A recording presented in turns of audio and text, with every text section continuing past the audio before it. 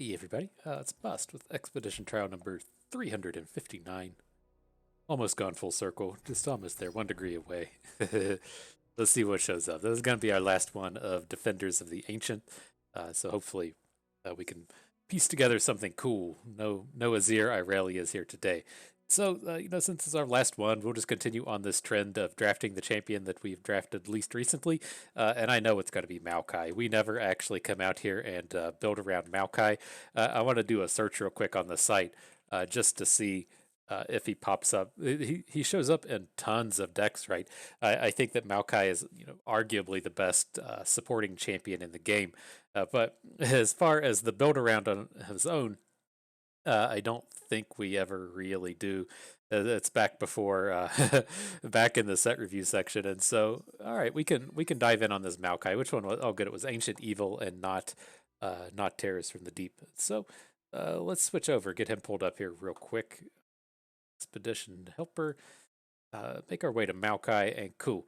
So yeah, the thing with Maokai is this flip of his is incredibly tough to pull off because you tend to just kill yourself, right? If you're gonna look at it just on the toss side, tossing 25 cards, and expedition, we start with 30. And so you just can't do that without dying. And so on the other side, you have to kill off a bunch of cards to make up for that toss factor. And so, what you tend to find with these Maokai decks is you can't actually deck someone with his ability with the toss. What you end up having to do is getting a Maokai on the board and then playing the champion card from your hand. The flipped version of it to shuffle it back in your deck so that you can draw a card for the next turn. So you're kind of stuck hoping that your Maokai survives so that you can use his flipped sap magic to put more cards back in your deck.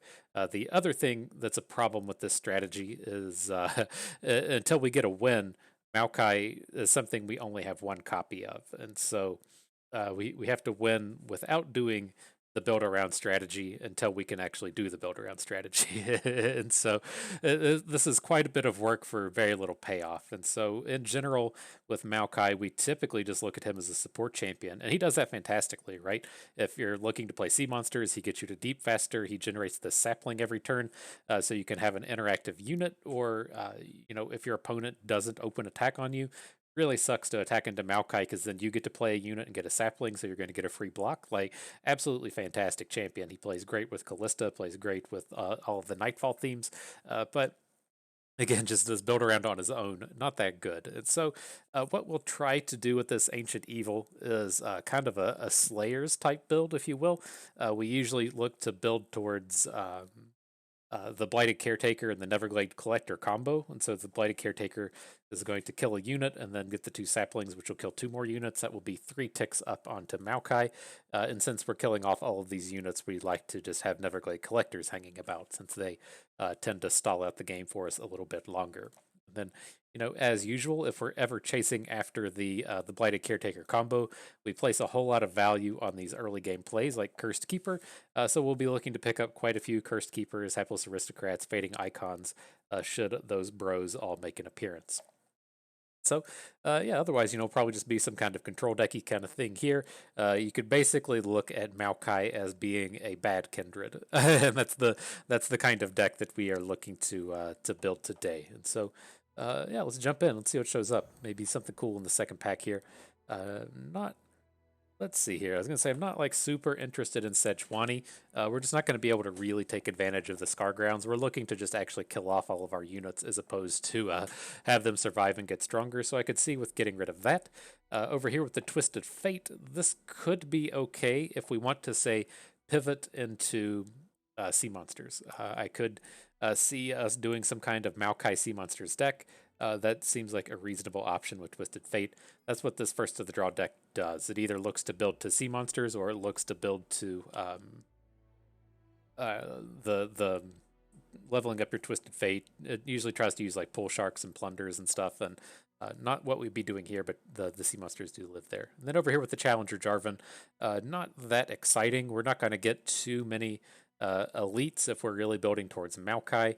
We're not going to be surviving combats to level up our Jarvan. This would just be a additional big boy in the deck, and so I don't think that's what we want to pursue when we want to go for this Twisted Fate. We'll get him pulled up as well.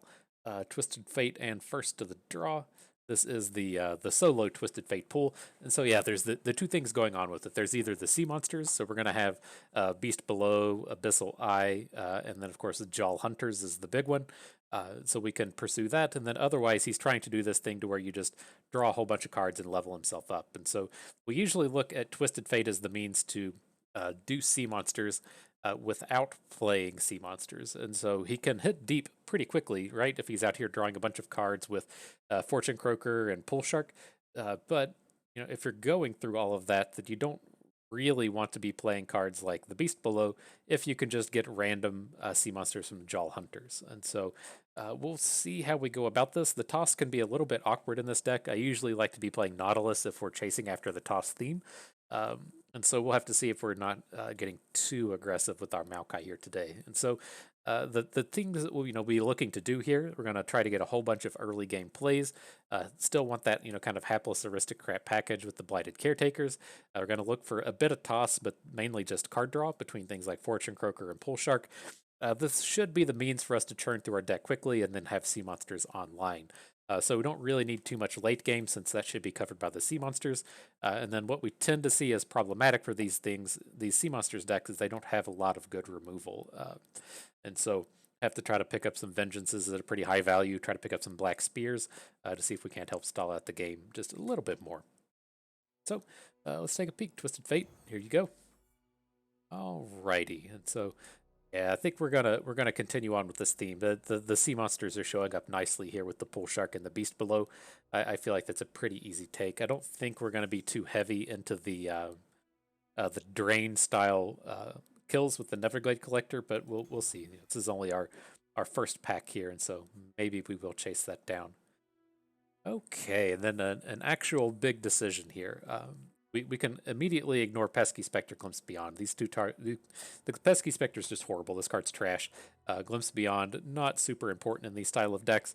We don't need to draw with Glimpse Beyond when we're playing a bunch of Pool Sharks, right? So it's not a big thing to chase after.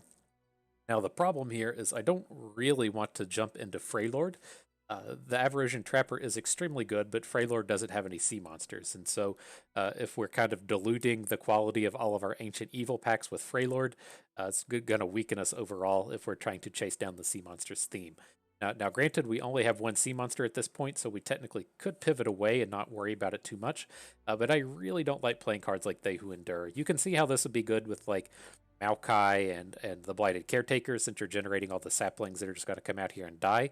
But historically, I've just had like the times where this comes down as like a 12/12 and just crushes do not make up for the times when you have like a 7 mana 4/4. And so I'm not a huge fan of this. I'm just going to take this turdy pack down here with the Arachnid Horror Crawling Sensation. The Horror, a 3 attack 2-drop is fine. I just don't really want Crawling Sensations. We're not going to have any combos with it. But here we go. Another 1-drop along with a Abyssal Eye. That's a pretty good start. We are missing out on some removal down here with the Grasp Beyond, or Grasp of the Undying, but not a big deal to let that go. All right, same pack part 2, Abyssal Eye along with a Shell Shocker. It's a pretty easy take amongst a Freylord pack and an absolute garbage pack, and so nice little set to pick up. Okay. So how do we want to pursue this one? There is a couple of things here. I'm looking at the Hapless Aristocrat, but then the Onlooker is very good, but just not very good in this deck. So that's kind of a weak point. Don't want Sampling Toss or Glimpse Beyond. So the Jagged Butcher, Pilfered Goods are good, but the Jagged Butcher is admittedly worse than a Hapless Aristocrat. It's kind of the problem that we're running into here. I think I'll be okay picking up some Pilfered Goods. We don't get like a whole lot of value out of these, but we do kind of run into points where we have to just like stop playing our own cards. Like we'll commonly run into situations with Maokai where you just can't play a Pool Shark because you'll probably kill yourself. And so at least being able to draw cards out of our opponent's deck can give us a little bit of juice in the late game. That's what we're needing.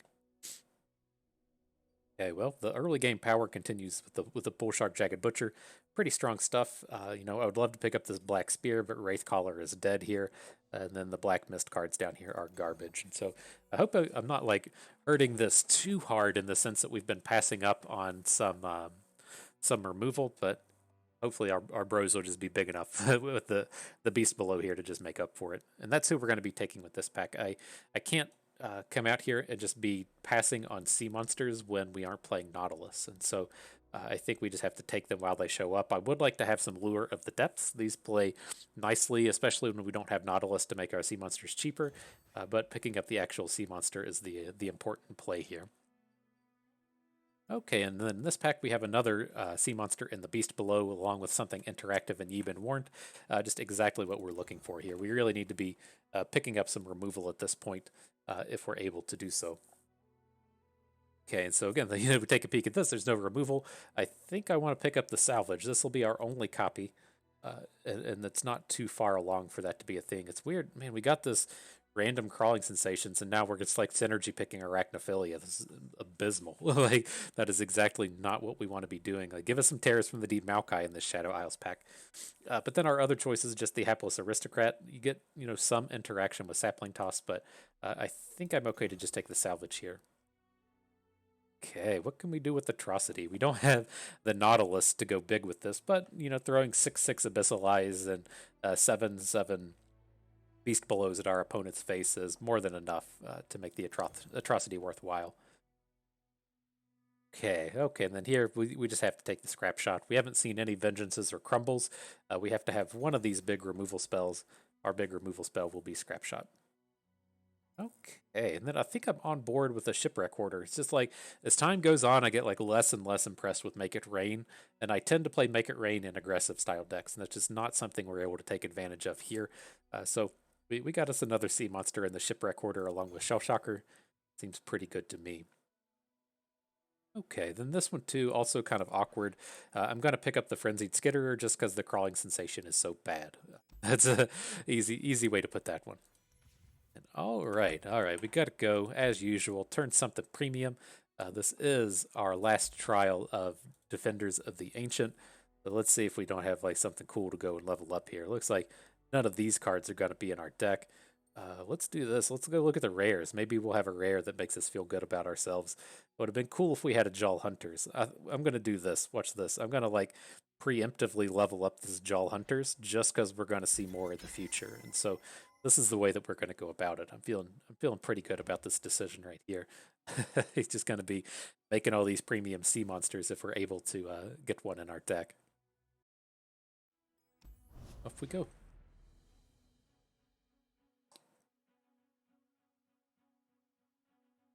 Yeah, we couldn't get a more appropriate champion like a Irelia or something, but this is fine. Maokai needs his time in the sun every once in a while, and we've been cycling back through these champions, so it's only appropriate. Like I have to get at least one win with this deck, just so we have the 2 copies of Maokai, and this can officially be a Maokai deck. And then we can come back like 300 trials later, and maybe we'll go like full circle twice, like you do in Parks and Rec. You go full circle twice. Go 720 on the Maokais. But all right, I mean, this is a nice little early game start here. Might as well take the double butcher. Tend to see like aggressive things out of Noxus, but this is really weird seeing double Shen paired up with Noxus, and so I'll have to see what our opponent's up to.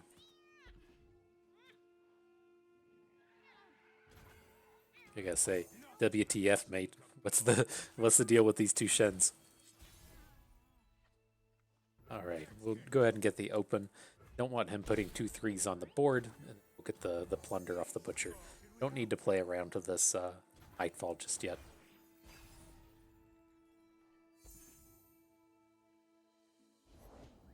Oh, he plays a unit. My man.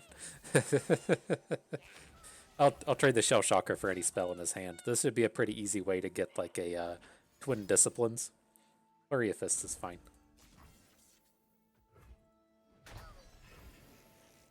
His unit is not good on the defensive. If he wants to trade away his quick attacking Fuzzy Caretaker for our Beast Below, fairly okay with that. And then we do have the means to pop a barrier with the Unspeakable Horror. Okay.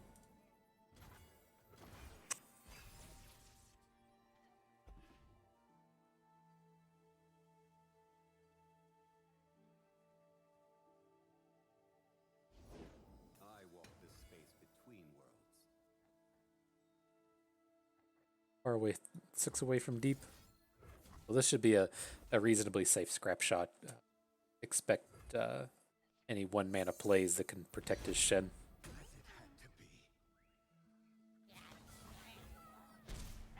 I don't want to let my health get too low. These decks tend to play a lot of elusives in it, but I think we're at least safe for the moment. Get our Abyssal Eyes going. Still have the mana for an Unspeakable Horror if we need to pop a barrier. This looks decent. That kind of messes with things, but should be okay. We'll hit deep next turn, so we'll have the big boy beast below to block this thing if we need to. And we're getting awfully close to being able to just kill him with the atrocity. Like maybe we should have just sent our unit's face.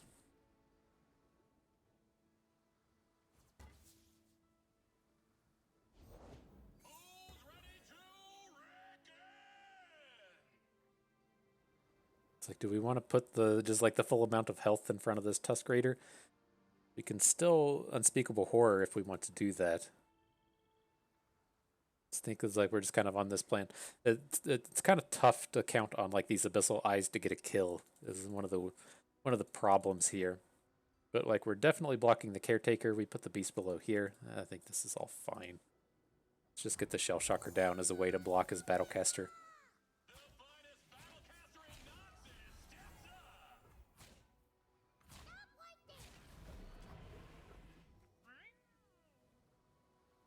He's only coming in for 5. This isn't very scary. Got our Barrier Buster here. He's going to gain a shitload of health. That's no lie here. He's going to go all the way back up to 20, but we might be able to pull off a kill after this. He's only going to have 1 blocker at this point. I'd rather just add Maokai. Bet we would. We can get the Sapling next turn when we play our Abyssal Eye.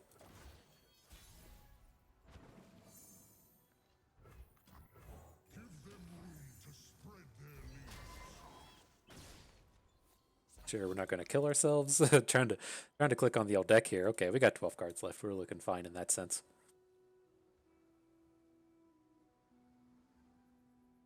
So we need to get him down to, ideally get him down to 6, so that we can get a takedown with the atrocity. I think we're good to add a unit.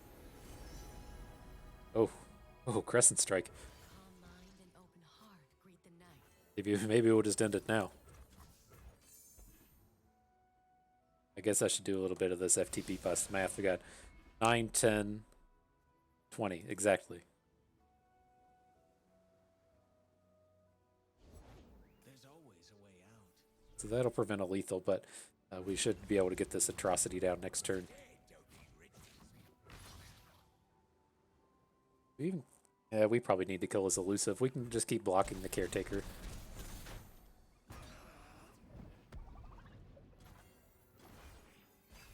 Okay, then we do have to worry about dude trying to play Denaz, and so if he just taps down low enough, then that's fine. But let's see what he does.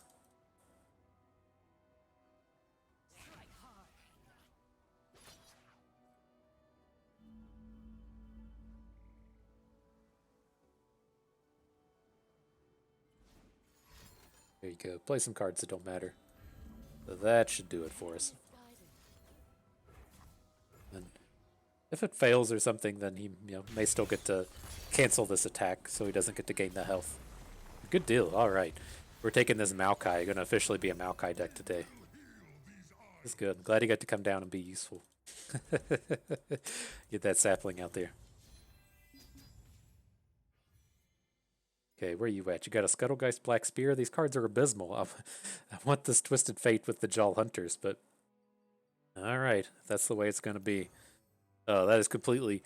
Do not think that is some high-quality Runeterra plays there. That if you're out here in serious land, that Twisted Fate with the Jaw Hunters is 100% the pick. We're out here just memeing it a little bit to make sure we get... make sure we're officially a Maokai deck. I think it'd be fine, though. I think he's going to be pivotal to us hitting deep, and we can do cool stuff with him. Okay, weird. Got Callista Shyvana with Targon in it, so I'm going to assume it's a Dragon's deck that just has Callista and maybe a removal spell or two. But what do we think about Maokai? We're on the odds. He's going to be awkward. If we could get him down on like turn 4, well, maybe that ideal is bad since we kind of want to play like Maokai on 4 and then play a unit on 5 so that we get the sapling out of it. So it's probably a little bit too expensive to keep here, though. He's not one of these real high value champions. Like if it was like Sivir, and we were making that decision, I think that would make sense. But Sivir is just much more aggressive in the early game, whereas Maokai is not. And we're playing against a deck that probably has a lot of higher health units, since Dragon tends to be a little bit on the meatier side of things.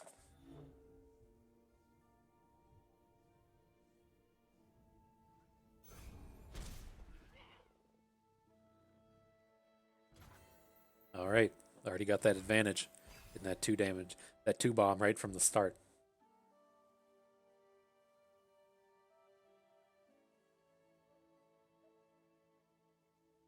I need something to do though. I don't like these games where you don't play anything until like turn 4. Don't want to be out here just waiting to try and play salvages. Now this is kind of interesting. Like I typically highly recommend just throwing down on these cursed keepers. Whenever you're playing against these Callista decks, they tend to just have a ton of sacrifice cards, and so it's tough to get like value out of Glimpse Beyonds or to try and play Spirit Leeches or Blighted Caretakers if you don't have any dudes on the board. And so I like to take that Cursed Keeper out just to shut down their combos. But it's awkward seeing him play Shyvana, Demacia, Targon with all of the Shadow Isles cards, and so not real sure what I think about that. But we should be good to salvage here.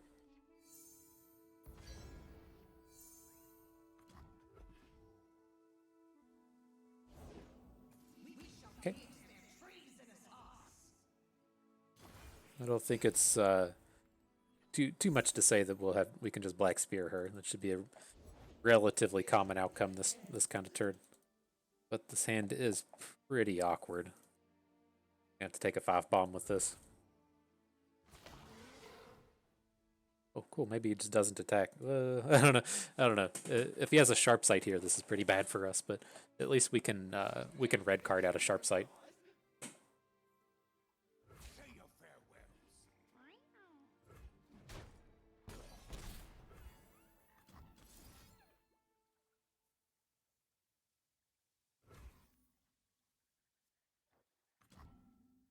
Now it's just like, well, would we rather just play Maokai? I think we would. Now it leaves us in a spot to where we can Twisted Fate this turn. Red card this board. Get the damage onto Callista, so now threatening to hook her. He has a sacrifice effect to flip her. Kind of sucks, but we should at least be able to take her down in combat, even if she has 3 health. Chain Vest, okay.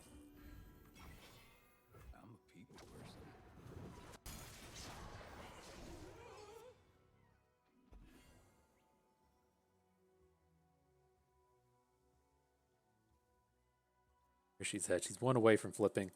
It's kind of scary now that he's going to get to attack back into us, but I don't think it's too bad.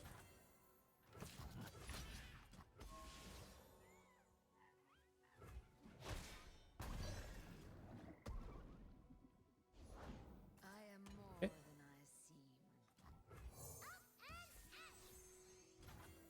So now we can still take her down with the Black Spear, even if she flips. Soak up some of this damage.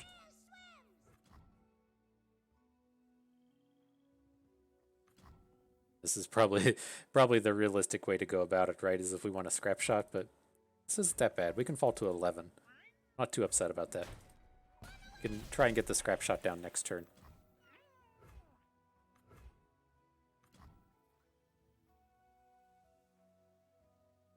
This is a pretty big investment if he has a... God, we lost 2 sea monsters as well. It's a pretty big investment if he has a removal spell for the Abyssal Eye, but Big, though.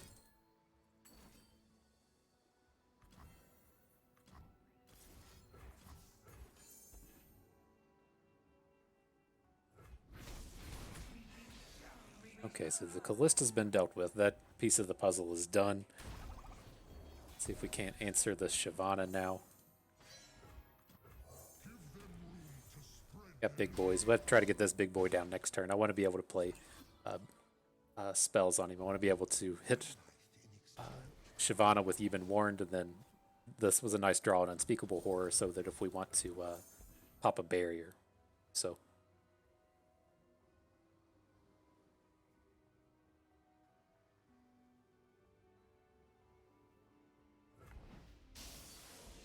coming after her, my man.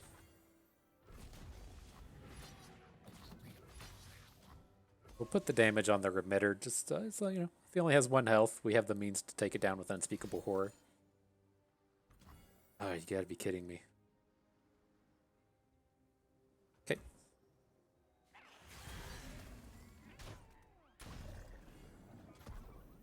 All right, well, scrap shot it must be then.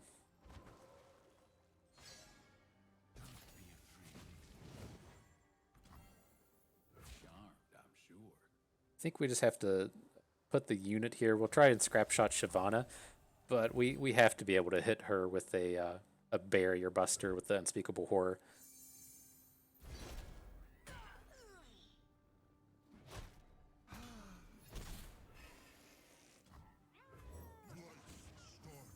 Are we gonna kill ourselves? How close are we to doing this? We got 6 cards left. Oh, that's brutal. Okay. At least we get to shuffle 2 more cards in with the Shipwreck Hoarder.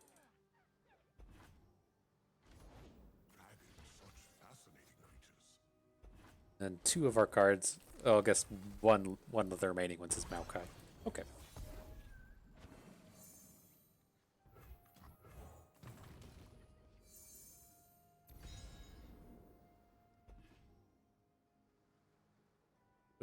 What did we toss?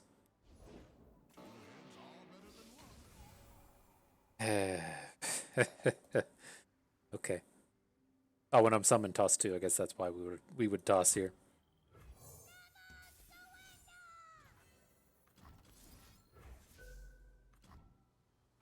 Okay, let's come in and clear out what we can. Take us some more time to deal with this dum-dum. Don't need to be drawing cards right here.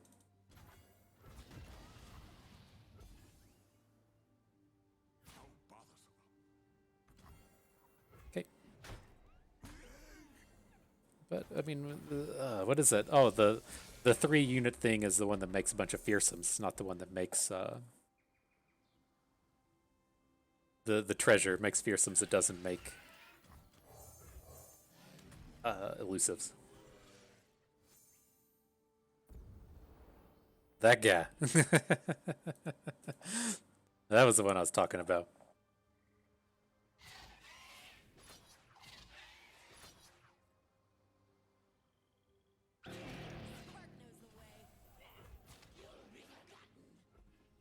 Okay.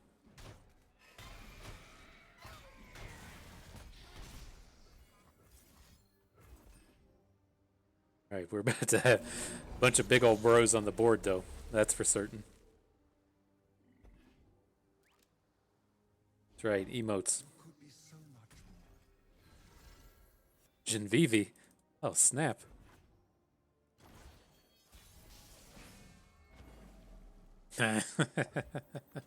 maybe we'll get the opportunity to use this thing. Maybe.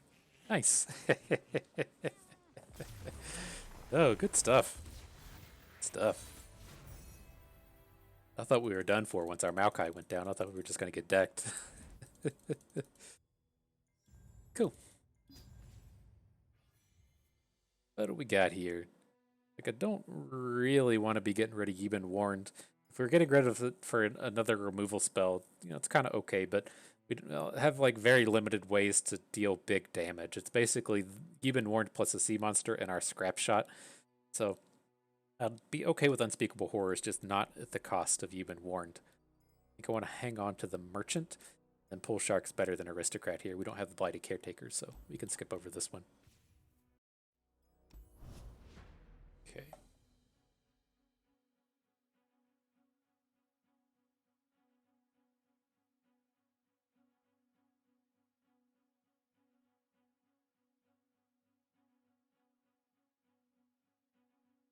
Right, come on, opponent. Should be ready. There we go. All right.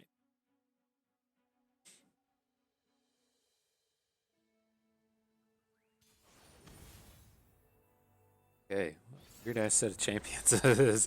Garen Fiora Ash that has Shadow Isles attached to it. Quite sure what to think of that. But I think we can get rid of our whole hand here. There's, I guess, some argument to hang on to Maokai. These other ones can certainly go. I think this may be fine. Not real sure what this dude's doing, but if his start is more focused on the non-Demacia type things, then this might work out okay. Here, I was just going to let his unit come down. If he opens with the Omen Hawk, that's fine, but this gives us the option to play a Nightfall Unspeakable Horror this turn if we want. So it's like we'll take the bait for. Can't imagine he's some kind of Fiora build around, just playing one copy of her with these weirdo champions, and so I'm happy enough to get the open attack with our Shell Shocker.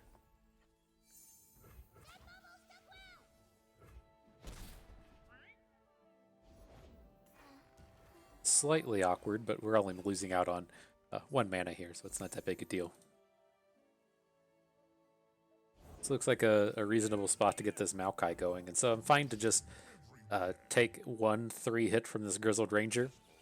Well, maybe we do go ahead and get in front of the 3/4 so we can try and take it down next turn. And then if he has the means to kill our Maokai, that's kind of whatever.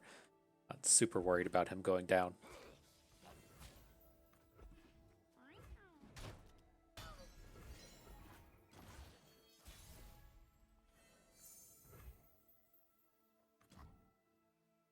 Let's see what all we can get going here. We can sequence this well enough to play the Yi Been Warned and then play the Shell Shocker after, so we don't lose out on any mana. We'll see what he plays. Be reasonably tough for him to stop all of our interaction here.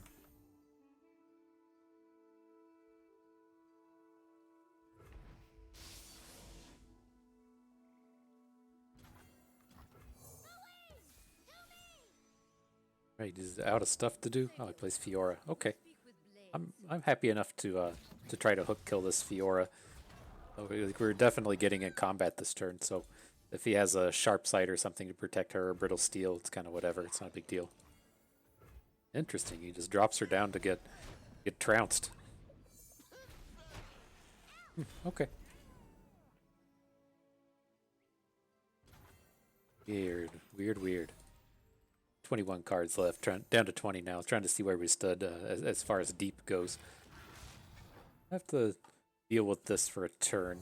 I'm find kind of similar to our previous one. We can throw a Beast Below in front of this and try to hook it down with a Sapling next turn.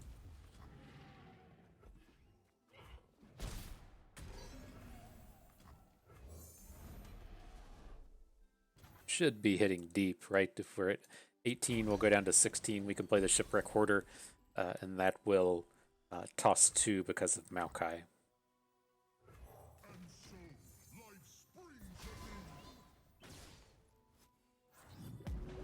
Alright, there's that deep. Give me these big boys now.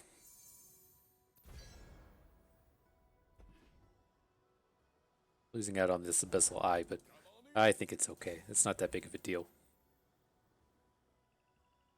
Right, we gotta hook something, and so I think we just continue putting the damage onto the Wild Claw.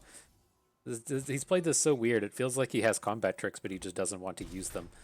So I'm not exactly sure what his game plan is here, but getting to put the full 7 health in front of his Wild Claw makes me feel at least a little bit safer, even if he has the means to take our unit down.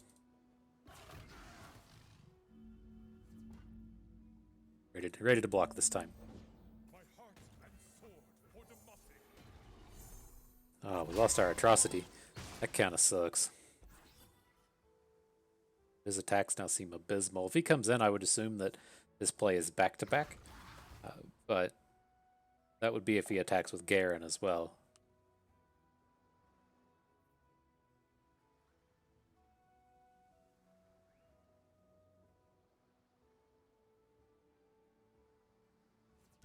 Oop, change your mind. Bring in the Trapper.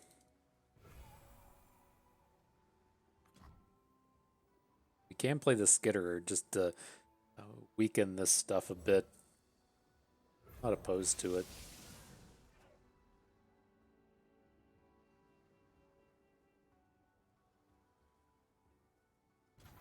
Yeah, works for me. Okay, make sure we're not gonna kill ourselves. We got 10 cards left. I think we're okay. That's a pretty decent AoE. If we wipe his full board and keep all of our sea monsters except the Shipwreck Hoarder, just doesn't do anything. Okay. We'll see what happens. And I think this left to right kills the Prankster first, so we don't take all of this damage. I'm not 100% certain, but this feels like something that's going to happen left to right. Okay.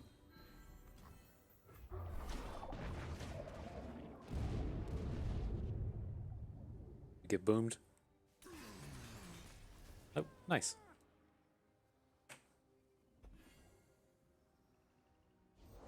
I've trained my whole life for this. All right. I think this is still fine. It doesn't seem as good as it initially did there, but oh man, we're just gonna get boomed by this Alpha Wildclaw. Are we just dead? We got a blocker in Jagged Butcher, but I was expecting that to go a lot better.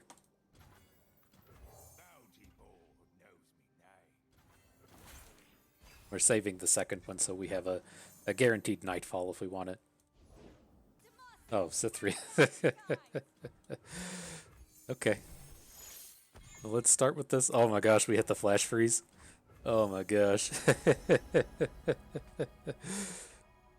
Alright, then what do we want here? The Crescent Strike or the Golden Sister? I think we want the Golden Sister. We're a damage short as far as elusives go, but this gives us a point of overwhelm that we could, gets us like one away as far as elusives are concerned. Oh my gosh. Oh gosh, can't believe that. Alright, well, we are going to lose our Abyssal Eye, but the game's not over.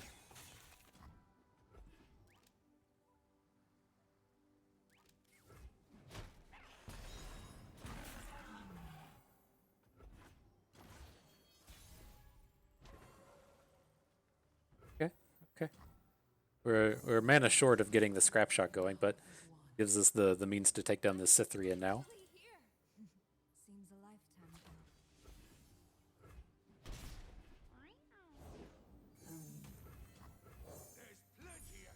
We're gonna kill ourselves with this though. Gotta remember this thing has toss 3 on it. Okay, we can survive it. Descend upon them. I'll clear the way. Okay. I know your true heart. This thing only drops us to 2. I think we want to just take this. He has to have like specifically drawn a combat trick for this Alpha Wildclaw to kill us. So I'm gonna let that one go and then just try to get wider than him.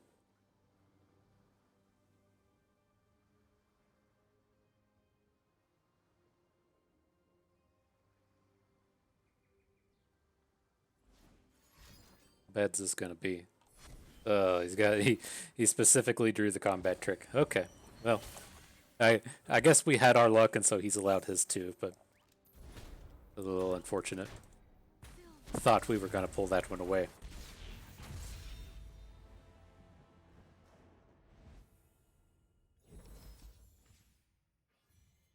Okay, so what do we want to upgrade here? The Fortune Croaker for Arachnid Horror is an upgrade. I don't think we really need a second Shipwreck Hoarder. He is pretty good, but I like the Shell Shocker. This is one of our better early game plays, and I don't feel like this top end is like super important to be picking up here, so I'll let that one go and just pick up the Croaker. Dang, I thought we were gonna get that one when we plundered the or not plundered, nabbed the Flash Freeze, but that's what it is. He had to specifically draw a combat trick there, and I had to be a plus health combat trick, so not too common to have those things have that outcome happen there.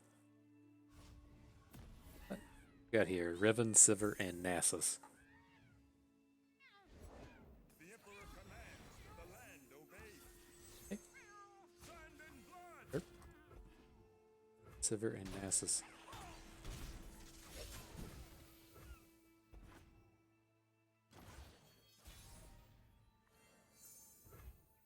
All right, Pool Shark, do your thing. Stand on cold shots. Sharpen the blades, secure the kill.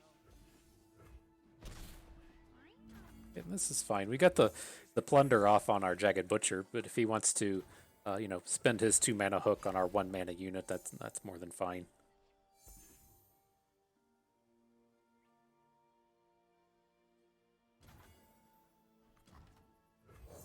Here's he does not. Go on then.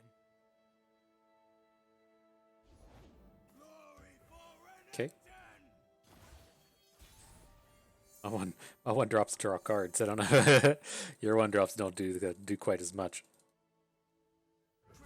Let's just, well, we're gonna lose our Ye Been Warned if we don't play it. So let's go ahead and drop that.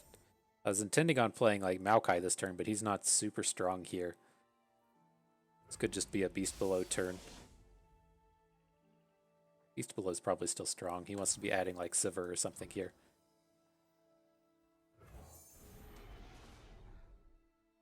Probably also okay with just trading off our 1-drop for his Bloodthirsty Marauder. Oh. Let's give him a turn. This might be able to stall out the board a little bit. It feels like we're the aggro here because we've played a lot more cards than he has, and we're doing aggro better than he is, but that should change its tune here pretty quickly.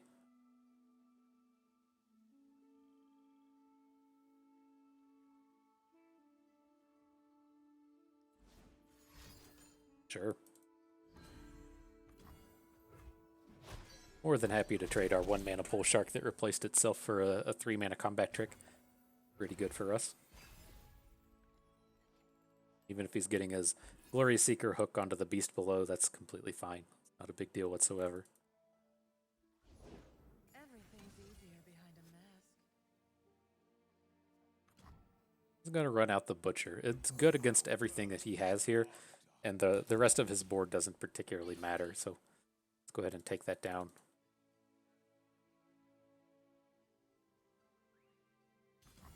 Okay.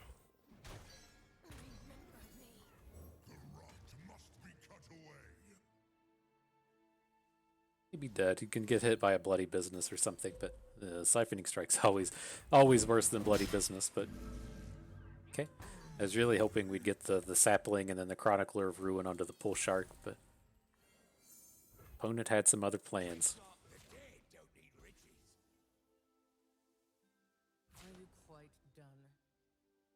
Delicate fun. Okay.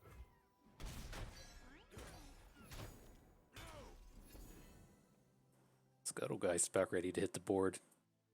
So watch me cause 0.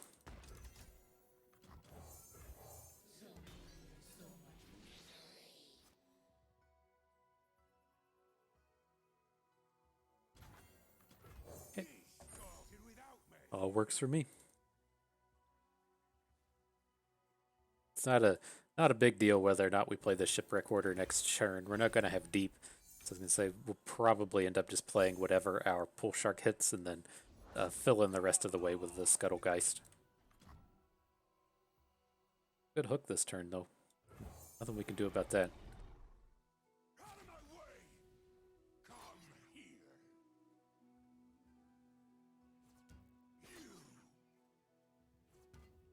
It's interesting. I'd imagine you definitely want to be hitting one of these 3/3s here.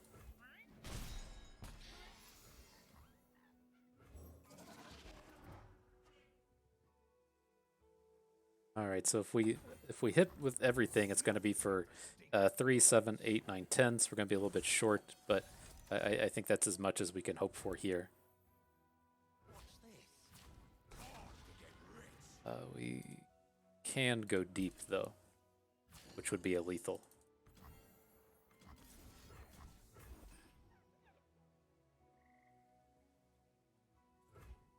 Got him. Nice.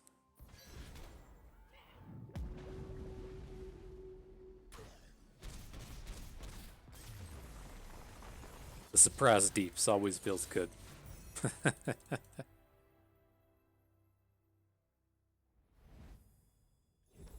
Alright, so let's pick up this third Maokai. We don't have to do it, right? We're technically a Maokai deck if we have 2 copies of him, but I think that's looking pretty good here. I don't want Yordle Grifters. We're a little bit further away from an Allegiance deck than we want. This would be our first Crumble. This is the only real removal spell we'd have outside of Scrapshot, and then Scuttlegeists aren't that great here, but they're kind of on theme. Alright, so it's official. The Maokai build around is in full force. Feels pretty good. Pretty good. Not a bad ending to the Defenders of the Ancients. Bad one. Maokai's probably appropriate, right? He's the no more defending the Ancients. They're gonna have the Raz of the Underworlds. I guess the Underworlds are not not very Shadow Isle centric, as I would suppose that they are. I don't know. I don't follow League of Legends lore. If it's not stuff like Senna and Lucian being married, I haven't quite figured it out, but it makes sense to me. All right, let's keep hanging on to this Maokai. He should be pretty decent against this Fizz Vi deck. Can't quite tell if this would be a Fishbone style deck or not, but it should have a lot of early game plays that Maokai interacts well with. Then I think kind of similar to that last game, I'm just going to try and be greedy here with the Jagged Butcher Unspeakable Horror. We'll see if opponent adds a unit and kind of makes us change our tune as to what we want to do, but I think this is good just playing for a little bit of value. That 2 damage from the Butcher is not quite that important.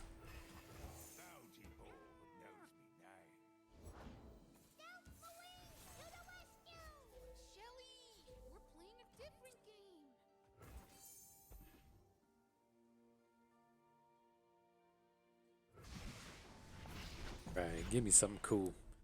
Some Guardian. I was gonna say it feels like we've hit the Nightfall invoke like every time this trial. Pretty cool with me.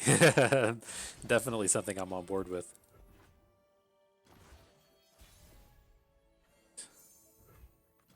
Oh, no need to Nightfall here. Imagine he's doing this kind of like Spell Slingers, low to the ground, spend all your mana kind of thing.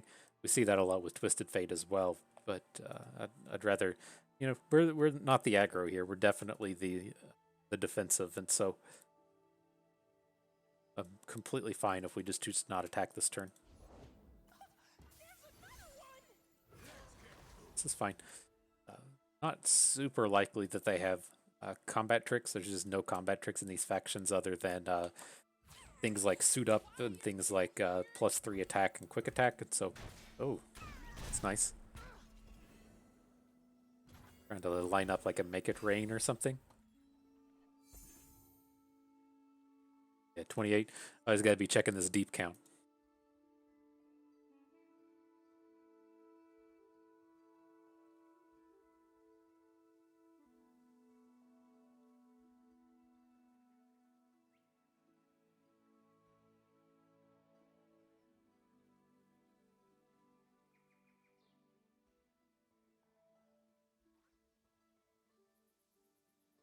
Big decision is being made.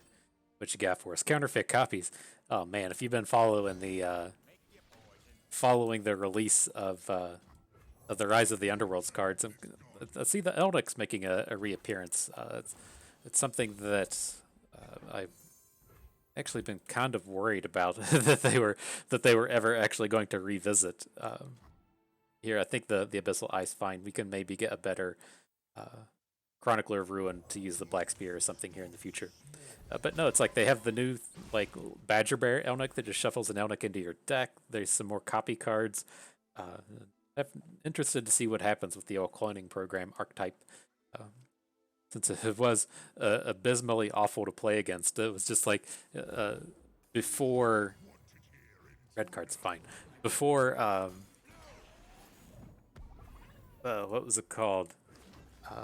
Oh, the Troop of Elnix was nerfed. Like it used to be the looking through the top 10 cards of your deck, and people were just playing it as like a value package. They weren't even trying to play Elnix or anything. It was just kind of like, oh yeah, I got I got these 6 cards that are just gonna be bonkers when I randomly put like 15, 20 stats on the board for 5 mana. And they nerfed it down to 6, and it's been not a real deck in Expedition for a while now, but it's still pretty good in my opinion. But here, I'm just going to gold card, wear down his board a little bit. Can get the Fortune Croaker down onto Twisted Fate, and then I think we should be good to continue on with this aggression next turn. And also do things like, where'd you go? You've been warned plus Twisted Fate against this board. It's all looking pretty good.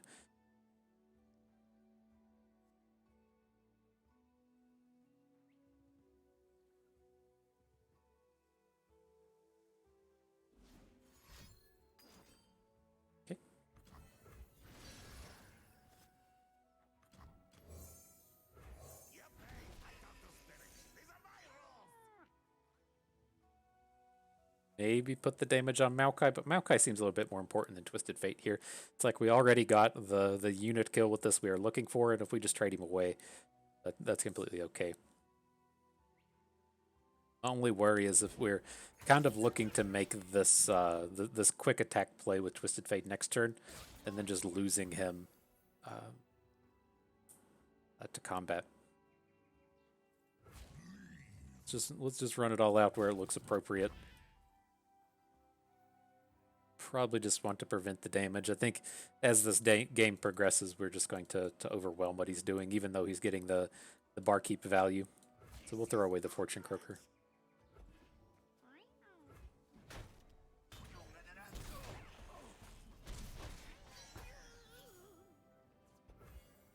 Twisted Fate's at 2. Ours is about to be at 2 as well.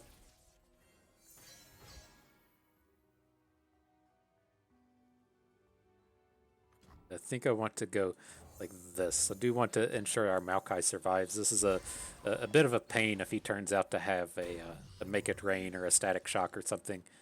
He's at least important to keep. It does activate our Black Spear.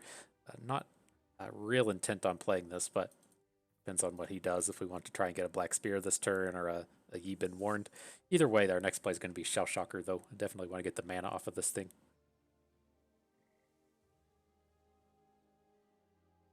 2 away from deep. A foray into the field? How exciting! There's deep.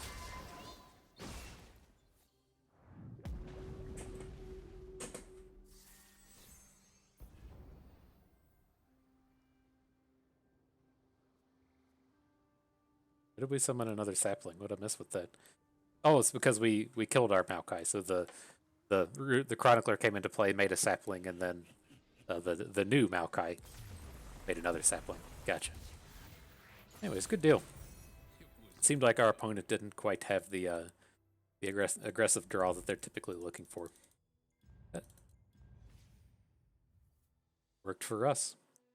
Okay, cool. We can trade out the Frenzied Skitterer for Vengeance. That's perfect for me.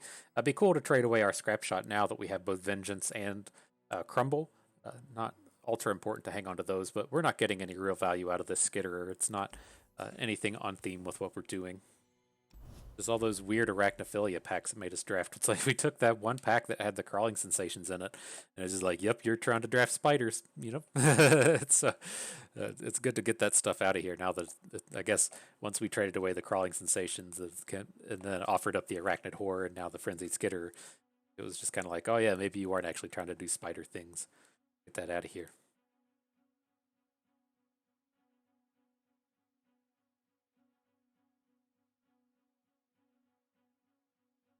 That's one of the things that always gets me. You'll see on Reddit quite a bit. people that just call like Expedition like mini constructed or bad net decks or whatever. And there's so many just like little interactions like that. It's just like knowing that picking up that crawling sensations is going to show you like a bunch of bad packs throughout the remainder of your trial. It's pretty important thing to know when you're playing mini constructed here and trying to hit all of the sea monsters packs, and you know you're going to have your card pool diluted the rest of the way. It's pretty bonkers that things like that can happen, and you can kind of predict it and play to it a little bit, but no, it's just we're just out here playing constructed with bad cards. All right, let's start off with the Shell Shocker on this one. We have a pretty good open attack if he doesn't do anything. And I would assume this is kind of similar to the last one. This should be a pretty aggressive deck with this Twisted Fate Bilgewater. They just didn't come out the gates with anything. Started without me. Where do you stand on cold shots?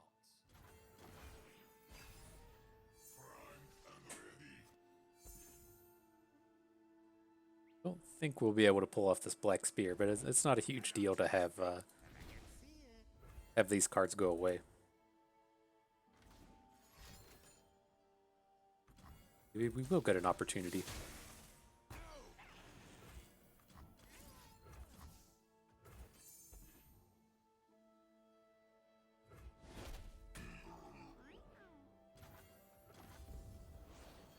What happens if we attack with everything, and then like what's he do with as far as Twisted Fate's concerned? I think he takes the value attack here, or value block.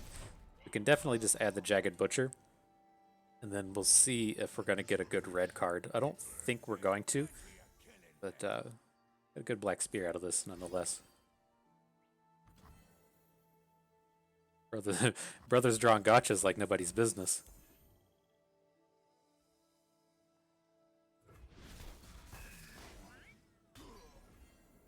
I'd like to protect this Abyssal Eye from these rando removal spells, but we're pretty far away from hitting deep. I don't think that's something that we can really play towards. We've already played a ton of gotchas, and so the only other things he should be having would be a Get Excited or a like Aftershock, which he can't play now. I think we'll at least get in a hit with this Abyssal Eye.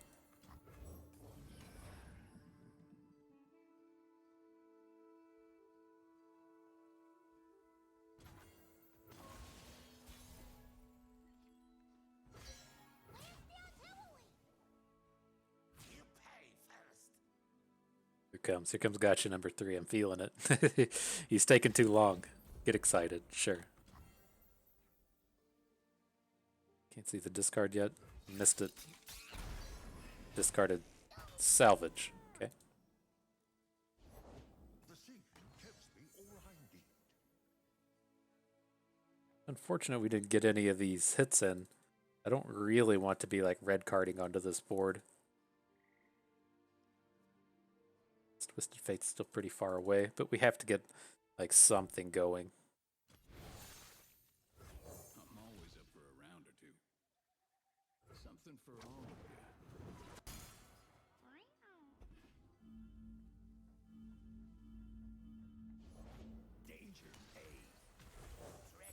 Awkward. This would have been a nice target to hit with the red card, but okay. But ultimately, the Jaw Hunters hooking down our Twisted Fates. Not that bad for us.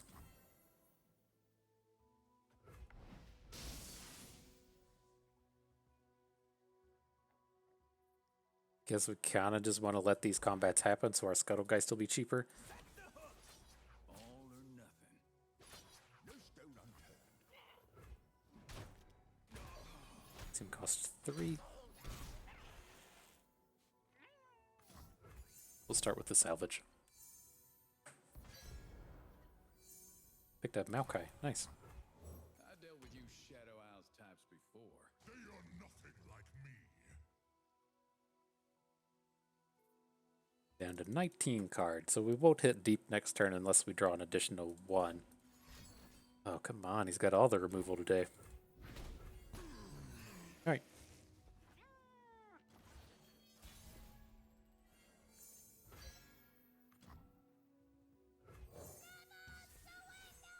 We'll see how many he draws. I'm just intending on taking down this Twisted Fate this turn. Probably need to go ahead and just do this now. Don't want him flipping this guy.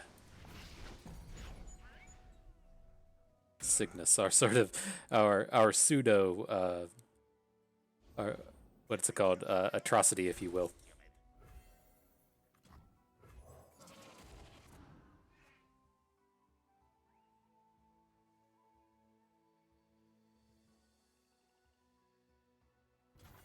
Probably ought to just take something down. I'd like to draw a card here.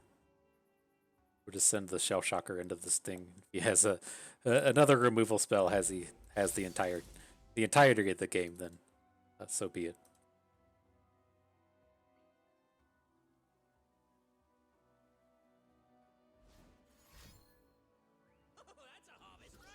Uh-oh. He's gonna puff cap our deck, then play a bunch of blunders. That's how we're gonna get him.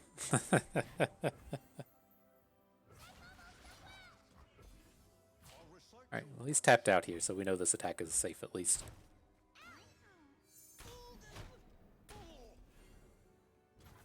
Alright.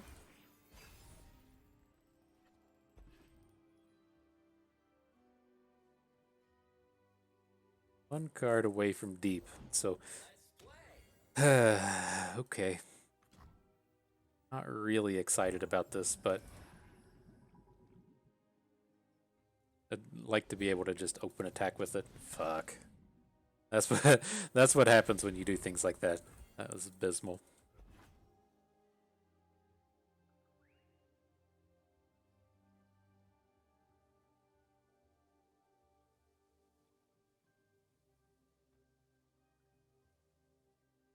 Right, we still got a pretty decent deck left here, though. Got a handful of sea monsters. We got the Atrocity, some removal spells. Looking pretty decent to what we can actually draw here.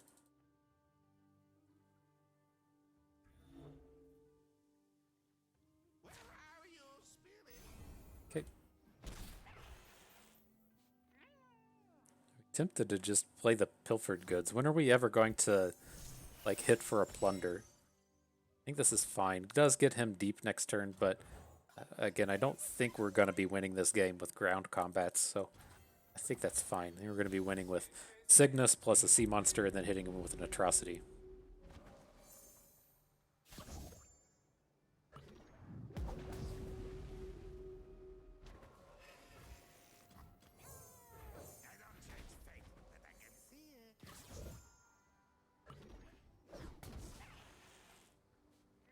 Enough to go for? I think it probably is.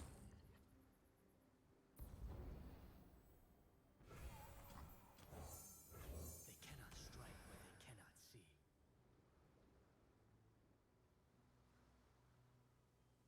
Oh yeah, he's taking forever now. Oh, you gotta be kidding me. He's got more? Oh, monkey business. Okay.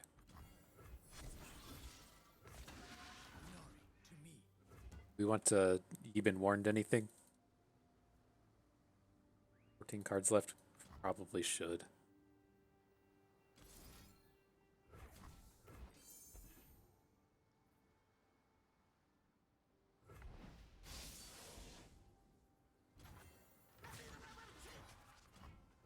Maybe that was a little greedy when we're holding on to Crumble, but it's fine. Get him to 10. Now we're just playing to Atrocity or to another... Are we out of elusives? Yeah, we are. Can parlay this thing if we want, but try and save that for next turn.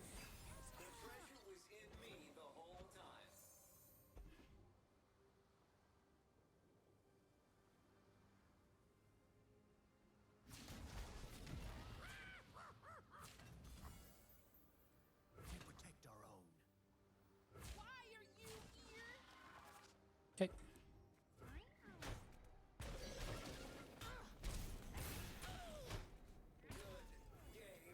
Let's find ourselves that Atrocity. Sure. Oh no, so no's don't draw it out of our deck. Oh man. Okay, okay. Jagged Butcher's fine. Just don't wanna I don't wanna be seeing any Atrocities. He's got the 7 mana for it. If I kill you, I don't fuck you, stupid.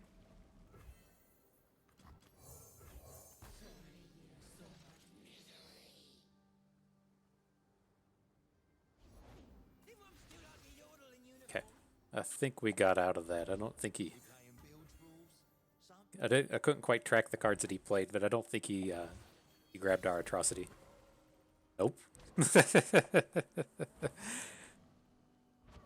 Alright, well let's add some cards to the board, so hopefully he'll like spend some mana and not have vengeances in his hand. And then we can hopefully atrocity him down. He's putting a lot of puff caps in our deck to be to be playing plunders as well, but okay, I think we're fine now. I think this atrocity is good to go. But so we'll continue to just put stuff on the board until he hopefully taps out. Okay, we've won now. Boop.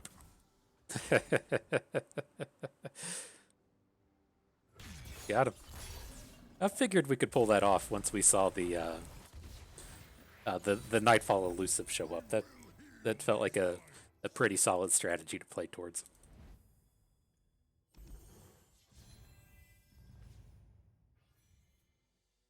Okay, so what now? Oh, we get to pick up the Doom Beast for the Chronicler of Ruin. That looks pretty good to me. Nice, easy little pick for us. Pre-final battle. I'm excited. I don't know about you. All right. No more Jinx decks. No more Twisted Fates. At least for one round. These hands, it's kind of awkward, right? His early game plays and the way that we suggest you play these kind of support-based decks are like really super low to the ground with a ton of early game plays. So I want to hang on to Shell Shock or Pull Shark. I just don't think we'll ever get to use these plunders in any time of early capacity. Doesn't really feel like upgrades with this mulligan, but if we'd hit like we'd hit a Maokai, we'd be singing a different story about how that played out.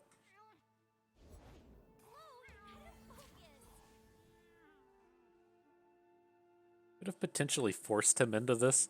I don't hate that. I don't hate throwing the Yibin Warned onto this thing. Because that's just like so important for these decks. Like, how does this turn play out if he adds a Young Witch, right? Young Witch is extremely bad for us. Even like a Tayari would be pretty bad for us. It would let him make the 3/4 Flower Child or whatever that works out to. But gave us the block for whatever reason. I guess his hand just doesn't play towards it. Okay. We have all the tools to deal with Zed. We're gonna have to take 3 damage, but we can answer him otherwise.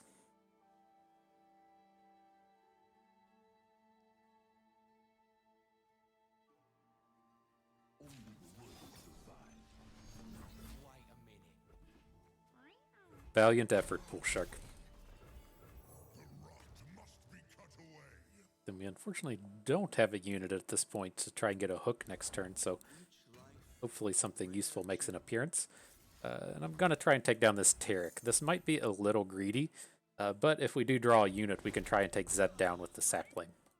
Then if not, we still have a hook on him with Yibin Warned, but ideally we'll just pick up a unit. Did not. Sad noises. I guess we did pick up a unit, just not quite the one we were looking for. Okay. Hopefully he's going to get pretty invested in protecting the Zed.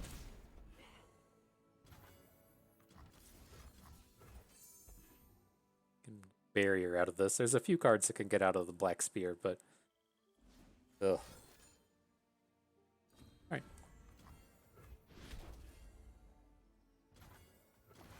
Lose out on our card draw from the Yibin Warned as well. That was fairly crappy.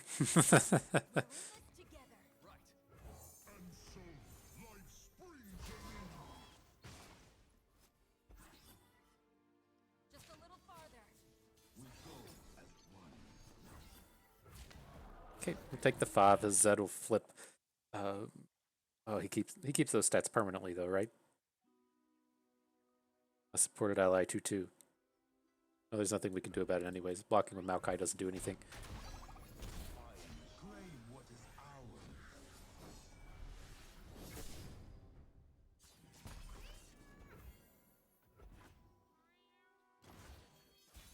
Right, we'll have to try have to try all that again. So let's start with the Shell Shocker. We'll also add Scuttlegeist. We're gonna try and take Zed down with the beast below. Not gonna hit deep, right? We're too far away.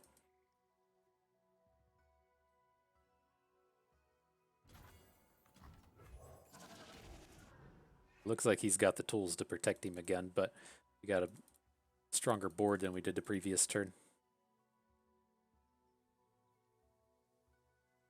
So getting a big chunk of damage in, you know, it's not bad when we're holding Atrocity. So considering we're holding Atrocity, do we just want to go to face for 10? Or do we want to get this combat trick out of his hand that he's playing? No, there's no reason to. Oh. It just feels a little greedy. If we were going to take him to, well, 10 is shipwreck hoarder territory, I think. But he's got like a combat trick here 100% of the time. That's always going to happen, but might as well make him play it, right?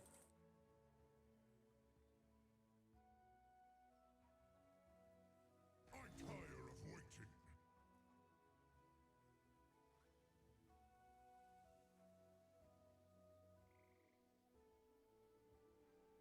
Nine, 10. Yeah, if we were going to take him to 7, I think I would be on board with this beast below hook.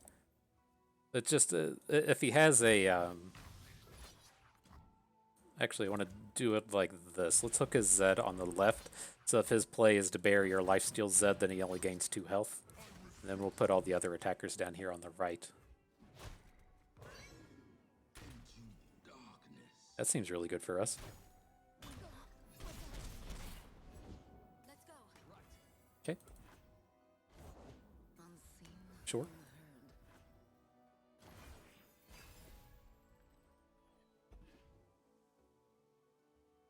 Rumble, that could be pretty important here. Oh, they're just dropping Blighted Caretakers, huh? I mean, is he just going to go after our Maokai with this big hook? I don't quite care about that. I mean, I'd like to hang on to our Maokai, but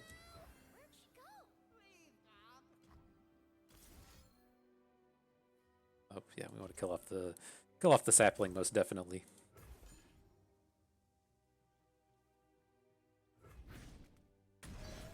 Nice. It takes a ton of stats off the board with him getting that +2/+2 chain. Okay. He does have the hook onto Maokai still, but the rest of these attacks aren't very scary.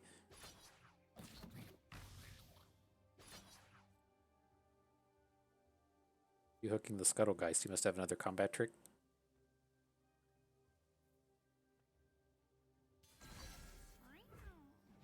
Oh, okay. So we're just like fearsome lethal next turn.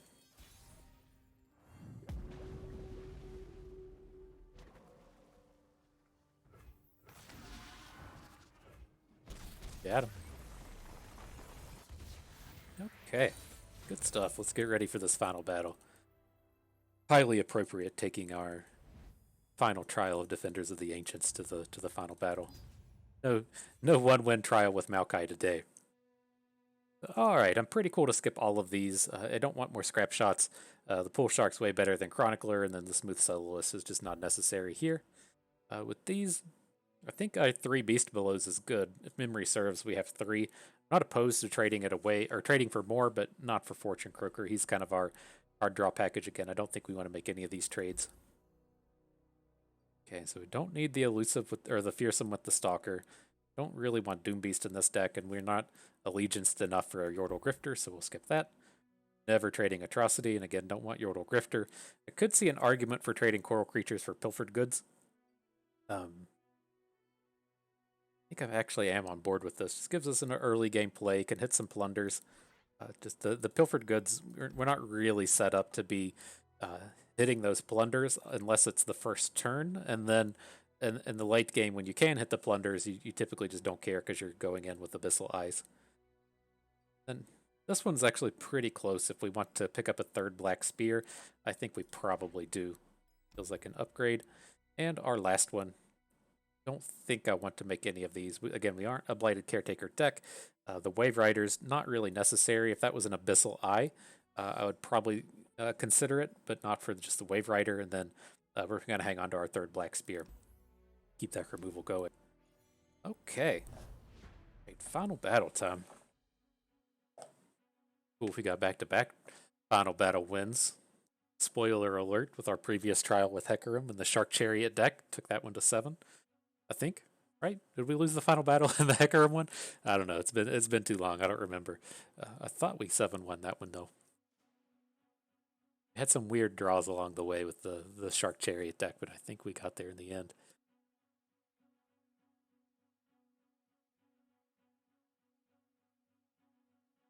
Right, we're having the old thunderstorms out here in Kansas City. This would be an appropriate time for my power to go out or my internet to go down. Hopefully not. Hopefully not. Last time that crap happened, I was playing, power went out mid video, and then I was able to pick up the game on my phone, finish off the game, so so the trial wasn't just done. I was pretty happy with myself for that, but nonetheless, it's fairly annoying making the old YouTube videos and having your power go out in the middle of it.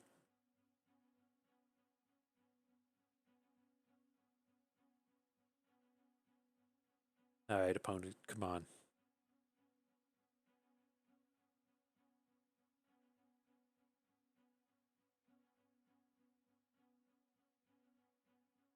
All right, I don't think we want to play the Poro bot today. We'll let this roll up to like 150, and then we'll cancel it and look for another opponent.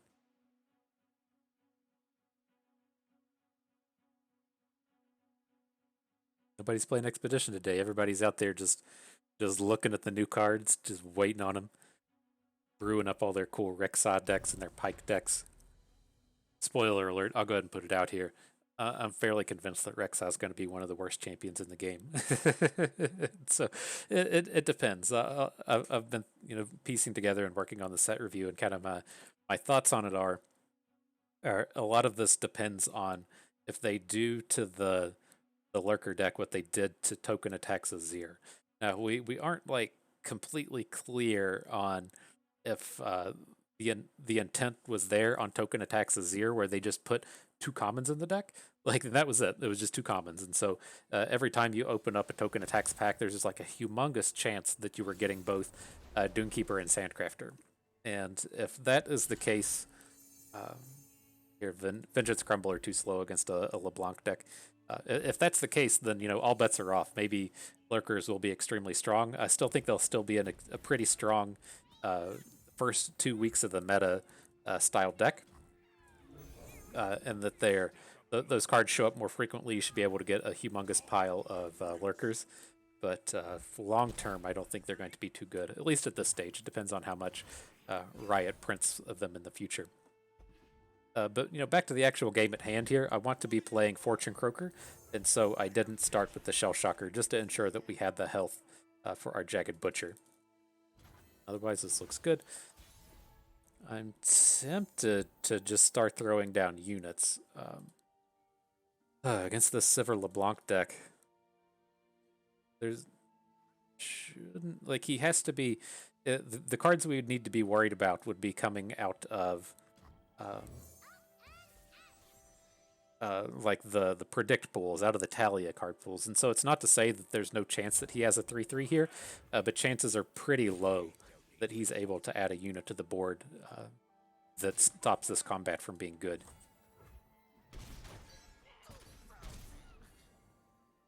And I think I'm gonna keep Pool Shark behind. I want to play Maokai next turn, and I don't want to run into this thing we did in the previous game where we just don't have a unit on turn 5. So Maokai is going to get to hang out here for a bit, see what he lucky finds into with Profiteer, and then we'll be good to play him post-combat. Both of these units are pretty done for at this point. Okay.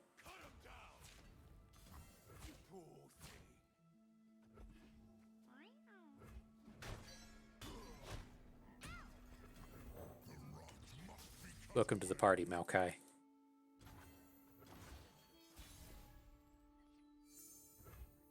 Black Spear? This little pickup. Guaranteed to get the kill with this sapling. You're guaranteed to have a dead unit, I should say. not so much the kill. And it is slightly awkward for next turn. Like if we want to continue on this same thing with Maokai, where we're adding just dudes to the board, then we can't play the Black Market Merchant this turn. But I think this is okay, even if we can't do it next turn. Oh, sure.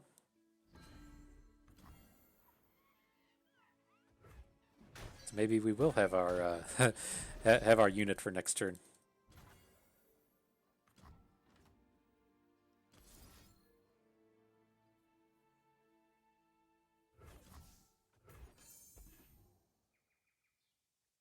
And then if he wants to just open on us for 6, I think I'm okay with that. We can Vengeance the Trifarian if we want, but the thing dude runs into now is if he wants to get around our saplings, he has to open, which I think is okay. Interesting, just do nothing. Is he going to try to Shurima get us? I'm okay with that. If he plays a unit and plays a vulnerable card to take down our Maokai, it's fine.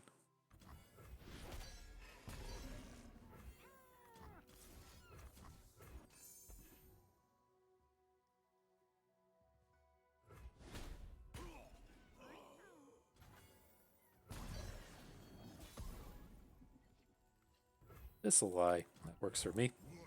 I was trying to piece together how we were gonna, if we were just gonna have to open and to get this Black Market Merchant draw because our turn was so weak, but this'll lie was a pretty perfect pickup. All right. He's not a deck that wants to be control decking us, so I'll give you that.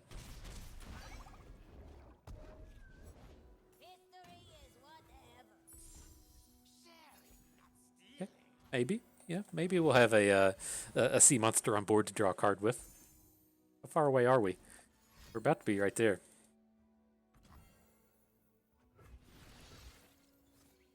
Slightly awkward in our mana, but the 7/7 beast below should be enough to shut down these marauders.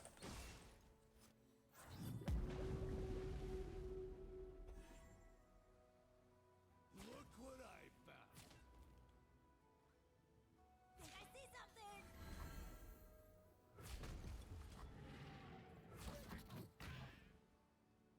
Let's take 2 and crumble the marauder. I think that's okay.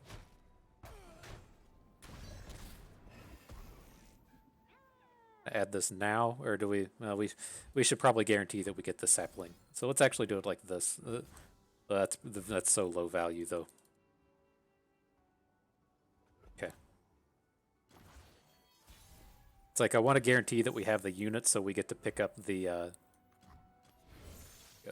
That's the way to do it, so that we get the sapling, and so it's like, well, if we want to crumble, the naturalist becomes our crumble target. I'm not really excited about that.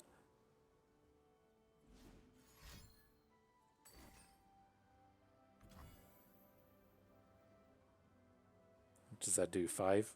So we could play sap magic. That doesn't seem real high value though.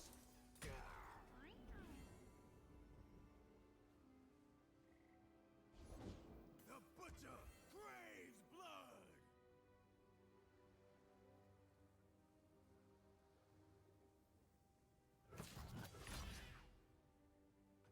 Okay. Well, let's just slow it down, I guess. This Maokai is really close to getting flipped. We just play a unit next turn, our Maokai will flip. Victory requires a sharp blade. We're not gonna let you do that. We're gonna be 1 short. That calculation counted on the sapling being dead, but we can vengeance ourselves out of this. Today I am feeling great. Do it this way as well. That should end the game. That's appropriate, right? Getting the win with the Maokai flip and not getting it with the sea monsters. I dig it. I dig it. That's how you do it. Get all them cards out of here.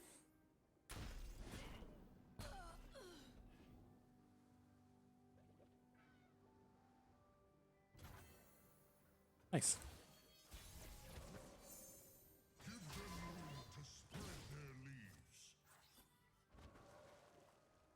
Got all these sap magics. should one need them? It's gonna take us forever to win this game, but Excuse me. We're looking like we can get there. That was awkward. If we wanted to play like a shell shocker, we wouldn't have got the sapling.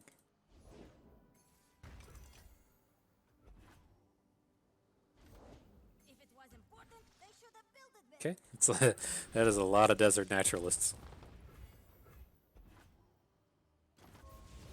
We got 6 cards left to his 3. We have the Maokais in our hand for the shuffles if we need them. Everything's looking good here. You earned the right to yourself, Barbarian. Getting close, my man. You're running out of cards. Okay. Why not?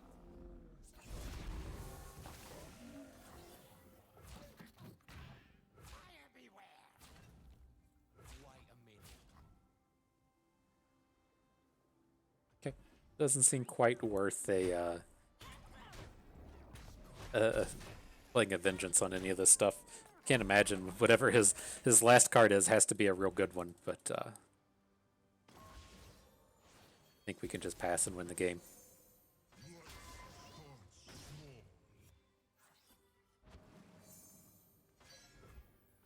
Oh no, his deck is all gone. Got him. Emotes. Yeah, kitty cat emote. Nice. That feels good. I'm really glad we got our final battle win with the Maokai flip. It is extremely appropriate, and so that was a real feels good moment there. So cool. It feels good. So let's get this pulled up. We can talk about it a little bit. I think we touched on all the highlights in the deck building portion, but talk about Maokai a little bit. And so yeah, the big struggle with the Maokai build around, and if you're familiar with the site, the thing that we talk about with pretty much everything on the site is if you're looking to build around a champion, it's just entirely like too much effort. Between there being like 100 card pools and like 45 champions or whatever exists to look at like the combinations of champions or champions as build arounds and supports. I just look at the build around because I've got a job and stuff, so I don't have the time to just devote to all of that. And so, looking at things from the perspective of a build around, we did talk about Maokai quite a bit and how extremely tough it is to pull off. You're playing all of these toss cards. You're going to deck yourself, and then the strategy you have to take to not die from decking yourself is to play Maokai and then keep playing other copies of Maokai so that you don't run out of a deck. And that is extremely vulnerable to your opponent just having a removal spell. It's extremely vulnerable in the first at the 0-win match because you just have one copy of Maokai and you can't actually pull off the combo until you pick off a second copy. And so the build around, it's just like not worth it. It takes a whole lot of effort to actually pull off, and I can't ever recommend trying to build around a Maokai in the current state of the game. So what you see is what you tend to run into decks like what we have here. If you are looking to stack your copies of Maokai, you're trying to pull off some other kind of theme that isn't centered around the deck your opponent flip ability. And so the sea monsters are the easy one to chase after. His ability fits in there extremely well. But you can also find yourself in some interesting other decks that can take advantage of the saplings. And so if you want to look at, say, like a fishbone style of deck to where you're getting the bonuses to your one attack units, Maokai works greatly there. If you want to look at something like a Shadows and Dust kind of deck to where you're giving ephemerals a bonus, or if you're looking to give like Shark Chariots on the board, then Maokai plays great there. It's just like all these decks you construct, you tend to just like want to be building around something else. And so we typically see him, loving being paired up with Callista, loves being paired up with, what was her name? Kindred. Loves being paired up with Nautilus. There's just so many champions that Maokai works extremely well with. There's just not too many spots to where you want to have multiple copies of him. And so if this was one of these things like constructed where you could play 6 champions, then by all means there would be tons of decks to where we would be super excited to have 3 copies of Maokai, but if we're looking to build sea monsters, we would rather just have Nautilus. If we're looking to do the Callista flips with the saplings, we would rather just play Callista. And so same thing applies to Lucian. Like all of these champions, we would rather just have them as the build around and then Maokai as the support. And so that's what you end up with things like here. Would this deck have been better if we had, like, there was one Maokai that had a lot of really good, like, Twisted Fate cards, and then surprisingly, we didn't see Nautilus anywhere throughout the champion packs, but would we have rather had Nautilus? Like, absolutely. That would have been the kind of preferred way to go about this draft, but I do like to go out of my way. So, some of you like the challenge and you like to come out here and try to build around Maokai or do whatever. I do like to give you a bit of help in that sense. And so, yeah, again, if you're looking to build this on your own, I typically look at Maokai as being more along the lines of a Twisted Fate style of champion, to where with the sea monsters you're looking to just play Jal Hunters and then generate sea monsters off of Jal Hunters, because there's really not a big difference between playing the 4/4, turning it into a 7/7, and then playing something like Shipwreck Hoarder for 7 and having it be a 10/8. The stats don't really make a difference. The only sea monster that really makes a difference are the Abyssal Eye, because it has elusive, and then Devourer of the Depths because it has a removal spell attached to it. And so it's kind of one of these things to where it's like, if you want to tear it off, you're really looking to have like Devourer of the Depths and then Jal Hunters and then Abyssal Eye, and then not actually have to pick up cards like the Beast Below. But that's a different, kind of flavor of the same deck. Realistically, you're just going to take all the sea monsters that come to you. But yeah, otherwise, I think the key thing with this style of sea monsters deck is just being able to draw a bunch of cards. That's why we were chasing after the Pool Sharks and the Fortune Croakers, just as a means to hit deep faster. And then you got to pick up your removal spells where you can. And so I can't remember at what point we started hitting these black spears. It feels like we had one for the majority of the trial, and we picked up a second and third fairly late in.